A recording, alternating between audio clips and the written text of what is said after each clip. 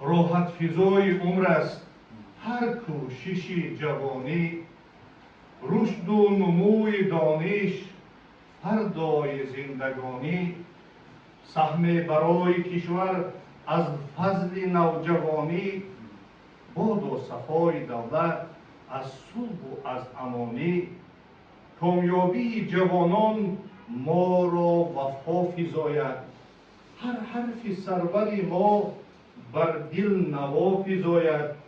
فرخنده و مبارک اقبال تاجیکستان، بشکفته با جوانان هر سال تاجیکستان، چون رو به ورزش آری عمر تو سربلندی، در بین خلق دنیا هم شخص ارجمندی، مهر وطن به سینه در نبض زندگانی، با پیشوای ملت دنیا پر از جوانی.